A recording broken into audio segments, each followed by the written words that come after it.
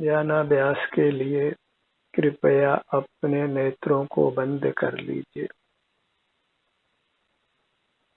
अपना मुख अपनी ओर कीजिए।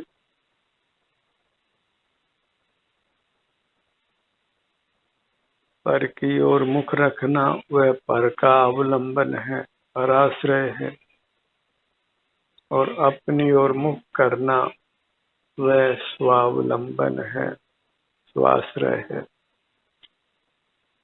जहाँ पर अवलंबन है वही संसार है, नाना दुख है।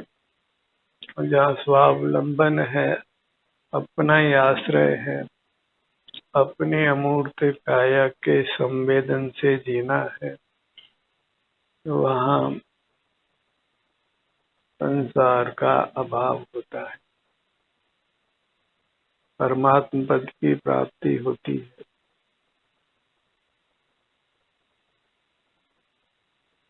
सकल परतंत्रता से मुक्त होने के लिए हम ध्यानाभ्यास करते हैं, जहाँ फिर किसी पदार्थ की आवश्यकता नहीं रहे, रोटी, कपड़ा, मकान जैसी अनिवार्यताओं से भी आप मुक्त हो सके।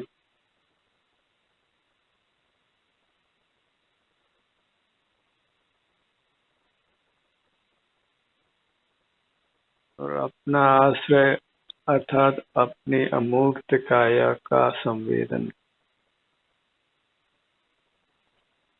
नेत्र बंद कर अपने ध्यान को बस अपने सिर से पैरों तक की सीमा तक रखना है।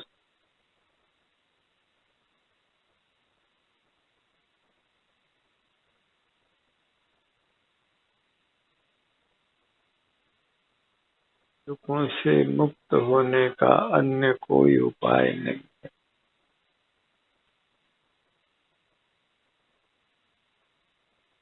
इससे पूर्व में किए गए पापों का भी प्रायश्चित होता है और नूतन पाप कर्म का बंध नहीं होता है।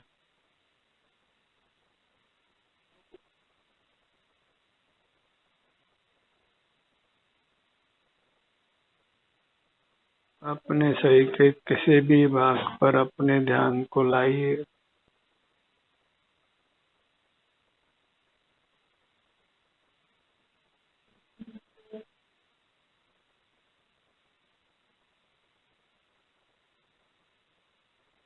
अपने ध्यान को अपने सिर के भाग पर लाइए।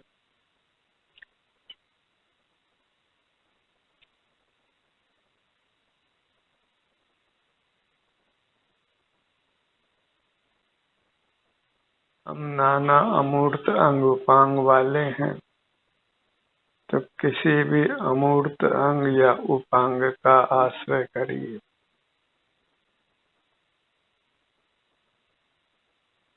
यही स्वाश्रित होने का उपाय है, विधि है।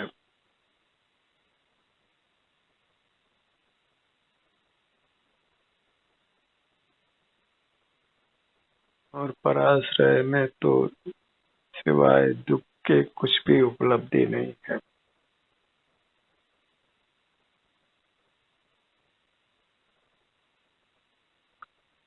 जब शरीर में साता होती है तो हम स्वच्छंदता से मूर्त पदार्थों का आश्रय करते हैं और नए कर्मों से बंध जाते हैं। फिर साता से छूटकर असाता में आ जाते हैं। शरीर में वेदना का अनुभव होने लगता है। फिर बाहर में निमित्त भले ही कोई कुछ भी क्यों ना हो,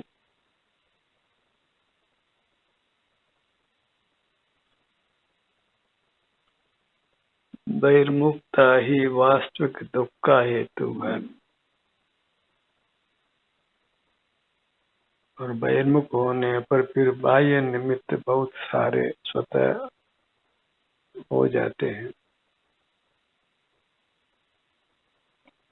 अपने ध्यान को अपने ललाट भाग पर लाइए। आत्मनिर्भर हो जाना ही सुखी हो जाना है। अपनी अमूर्त काया पर ही निर्भर होना, उसी के सन्मुख होकर जीना, उसी में परम सुख है, परम शांति है, परम स्वास्थ्य की प्राप्ति है और जन्म मरण से मुक्ति है। इंद्रियों के माध्यम से ही बाह्य जगत से जुड़कर अपने संसार की रचना करते हैं। फिर बाह्य निमित्त तो अनेक सारे समय हो जाते हैं, तो जो मूल कारण है वह हमारी बहिर्मुखता है, वही परावलंबन है, पराश्रय है, दुख का हेतु है।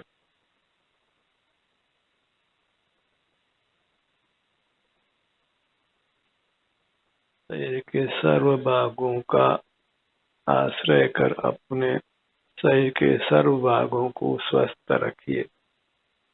जीवन शरीर से है,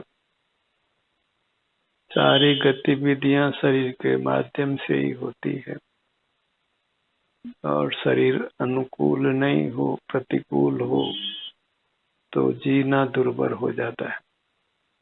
जो कुछ विषय सुख पाते हैं वह भी इस शरीर के स्वस्थ होने पर ही पाते हैं। स्वास्थ्य ही सुख है और अस्वस्थ रहना ही दुख है।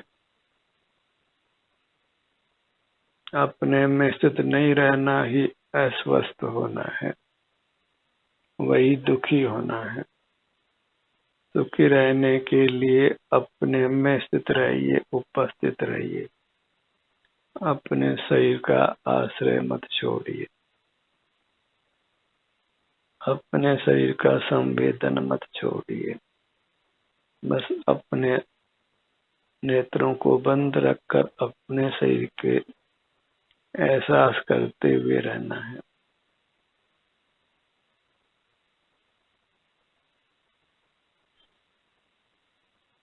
बाह्य पदार्थ कदापि हमारे नहीं होते हैं और हमारी अमूर्त काया कदापि पराई नहीं होती है। अपनी इस अमूर्त संपत्ति को ही संभालिए, इसी का अनुभव करिए, इसी को भोगिए।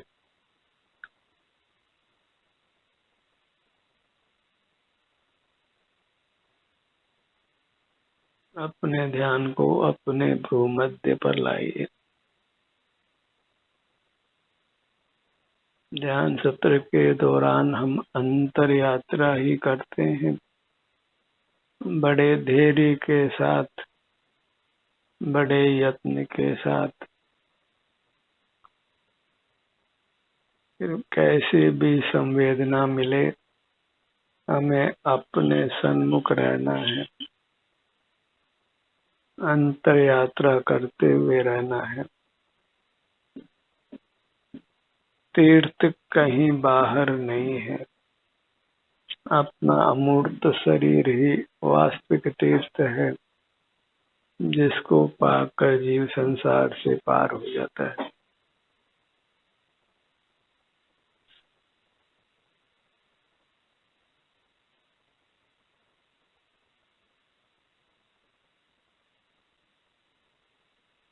अपने ध्यान को अपने दोनों कानों पर लाइए।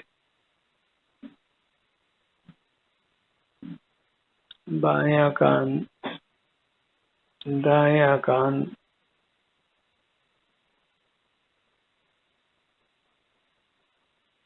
आराम है या वेदना है, उसी को लक्ष्य में लेना है,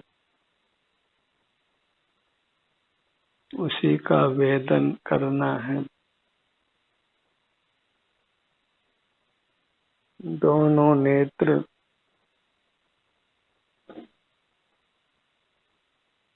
दोनों नथुने,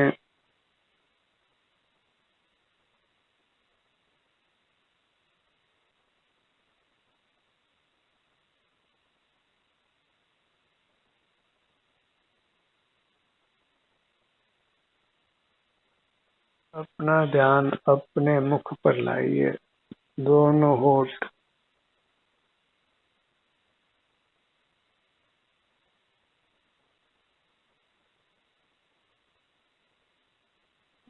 के भीतर आइए। दंत पंक्ति,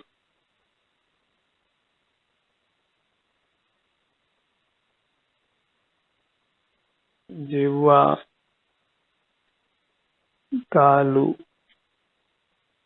बड़े धैर्य के साथ इस काम को करिए, क्योंकि इसी काम से परमात्मा पद की प्राप्ति होनी है, सर्व दुखों से मुक्ति होनी है और संपूर्ण आनंद की प्राप्ति होना है।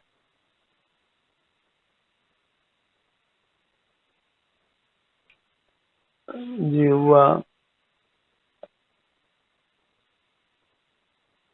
तालु, कंठ, ठुड्डी,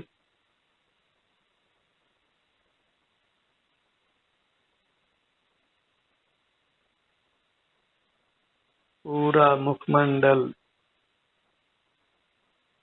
सिर से ठुड्डी तक, बाएं कान से दाएं कान तक, नासिका से सिर के पीछे तक।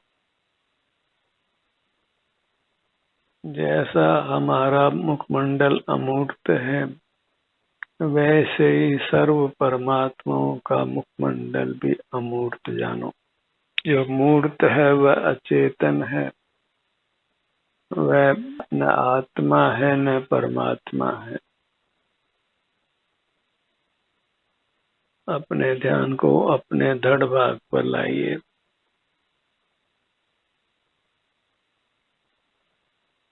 सीने का भाग,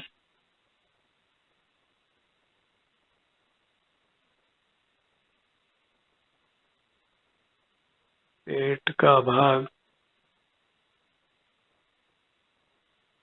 पीठ का भाग,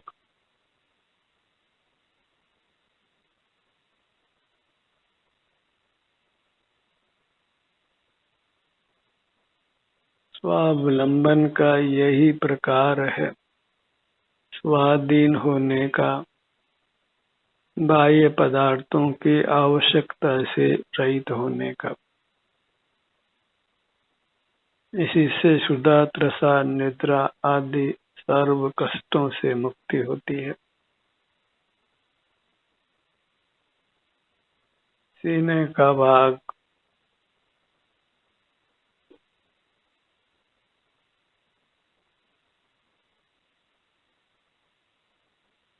पेट, पीठ, पूरा धड़ भाग।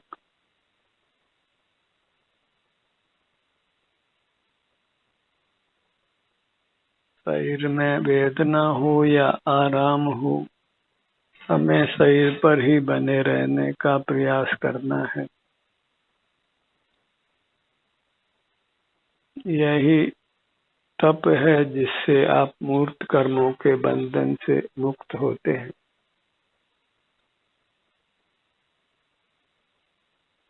अपने ध्यान को अपनी दाहिनी भुजा पर लाइए।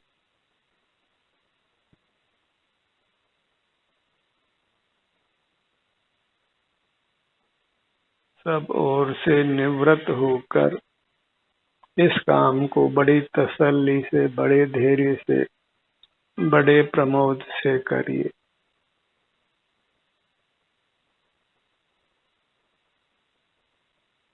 यदि दवाओं से, डॉक्टरों से मुक्त रहना चाहते हैं, अपने शरीर को स्वस्थ रखना चाहते हैं, तो अपने शरीर के सन्मुख रहिए।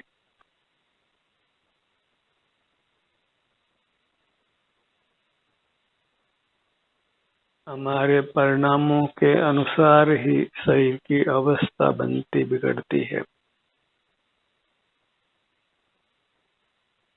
दाहिनी भुजा, बाईं भुजा, दोनों भुजाएं एक साथ।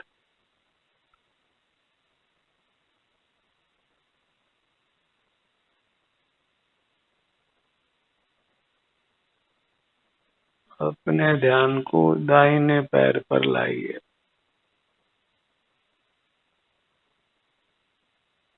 बायां पैर,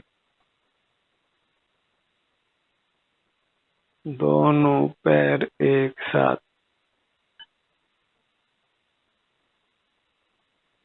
हम थोड़ा भी समय मुख को अपनी ओर लाते हैं तो वह निष्फल नहीं होता है। वही वास्तव में मुक्ति का बीज बनता है, मूल बनता है।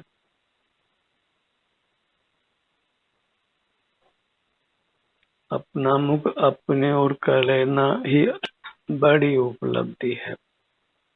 फिर स्वतः ही पुनः पुनः अपना मुख अपनी ओर हम करने लगते हैं। अपना मुख अपनी ओर करने की श्रद्धा ही होना कठिन होता है, और श्रद्धा हो जाए तो फिर मोक्ष की प्राप्ति अवश्य होती है, परमात्मा पद की प्राप्ति अवश्य होती है। क्योंकि जगत के जीवों को प्राय अपना मुख अपनी ओर करने की रुचि नहीं होती है। वे बाहर ही रात दिन संलग्न रहते हैं।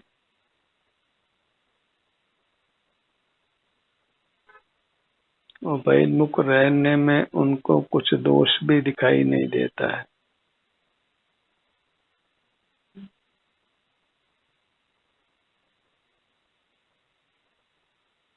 अपने पूरे चिन्ह मूर्त को लक्ष्य में रखिए।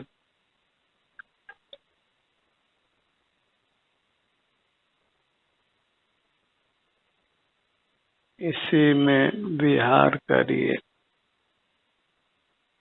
अपने मन रूपी हंस को काया रूपी सरोवर में ही सदा विहार कराइए।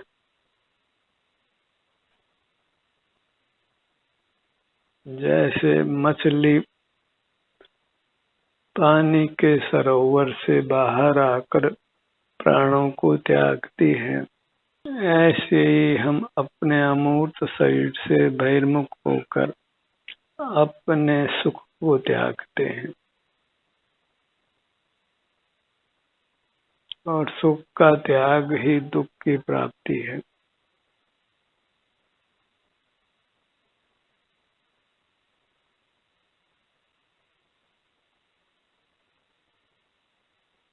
अपने मूर्त को ही परमात्मा के रूप से स्वीकार करिए।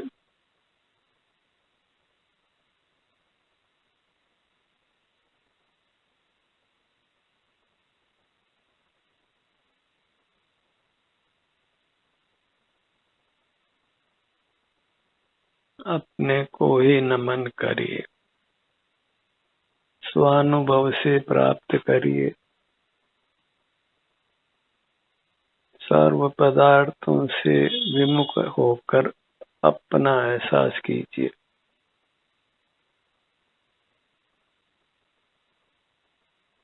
सारे जगत से व्यवहार छोड़कर अपने को उपलब्ध करिए।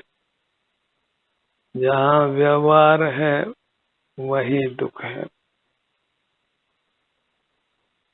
और उन्मुखी रहना ही व्यवहार में रहना है, पर आश्रय करना है।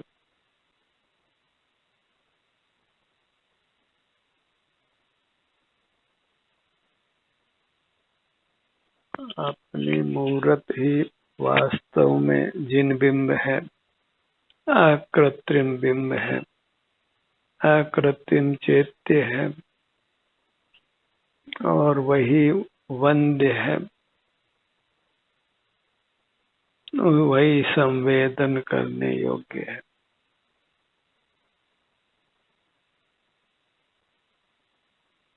बाहर के पदार्थों को यथासंभव लक्ष्य में मत लीजिए।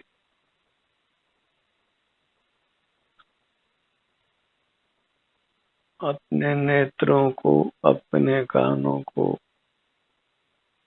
और अन्य इंद्रियों को यथासंभव उपयोग में मत लीजिए।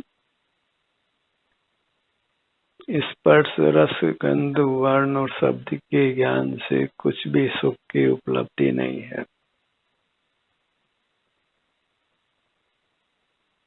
अपनी मूरत को पा लेना ही सब कुछ पा लेना है।